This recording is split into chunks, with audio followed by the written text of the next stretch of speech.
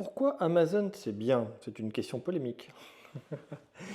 Dites-vous que actuellement je suis auteur indépendant et j'ai longtemps réfléchi au modèle à utiliser.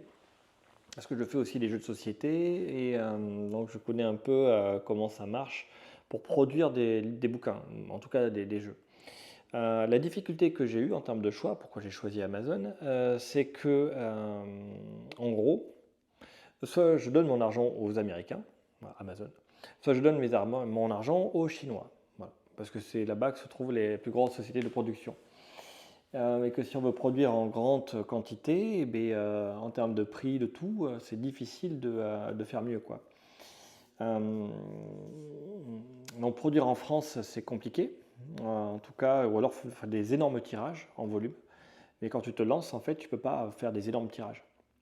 Imagine, tu fais 1500 livres, t'en vends 50. Tu fais quoi des autres?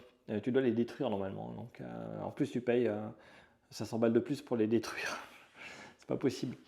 Donc, un premier avantage Amazon, c'est que c'est publié en fait à l'unité. Donc toi, tu as mis en place tous tes formats et publié à l'unité. Alors que si toi tu t'autoproduis et que tu commandes énormément de bouquins, il faut en vendre énormément. La difficulté aussi, depuis la Chine, c'est la technicité du transport. Donc, il faut les assurances, trouver quelqu'un qui transporte. Il faut dédouaner donc il faut payer la douane de tes trucs avant de les faire entrer. Une fois que tu les fais rentrer en France, il faut trouver ce qu'on appelle une société de fulfillment qui va stocker, tu vas payer pour ça, tes bouquins, et après il va les envoyer au fur et à mesure en fonction des demandes et des commandes. Mais dans ce cas-là, il faut aussi faire un site, tu vois. Ou alors c'est toi qui les reçois et c'est toi qui fais les envois avec tes petits doigts musclés. Tu as beaucoup de paramètres. Là où Amazon, en fait, ils publient à l'unité et ils publient en Europe directement et ils envoient aux gens. Et en termes de prix, c'est imbattable parce que tu vas faire un livre, va te coûter 3-4 euros à l'unité.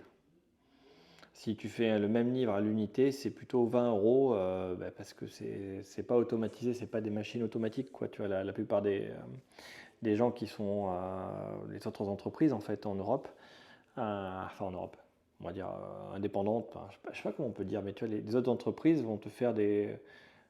Mon téléphone fait des. Enfin, je change de truc là, il y a un truc. Je me suis perdu.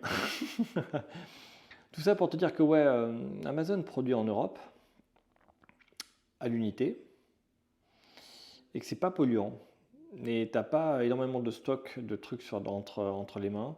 Il s'occupe de l'envoi, le t'as pas à gérer. Enfin, oui, c'était tellement plus avantageux que c'est fou. C'est complètement fou. En termes de prix, c'est difficile d'être plus compétitif que ça. En gros, si tu veux, rien que par rapport à la Chine, pour un livre, je crois qu'il faut en commander 3000 pour être compétitif. Voilà.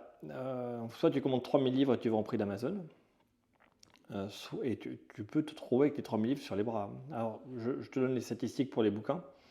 Un bouquin, t'en vends 1000, c'est un succès, 10 000, c'est un best-seller. Donc 3000, c'est énorme. C'est-à-dire que ton livre, il va marcher.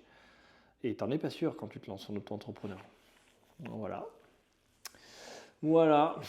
Je sais pas si c'est. Donc après, ouais, je sais, il y a des désavantages à toute chose, mais bon, si tu veux partager une histoire sans prendre de risques financiers, tu as cette option-là, quoi. En tout cas, c'était mon point de vue. Bah, toi, t'en penses quoi sur le coup? Est-ce que ça vaut le coup de jouer le jeu du capitalisme? Ouais, on en revient là, hein.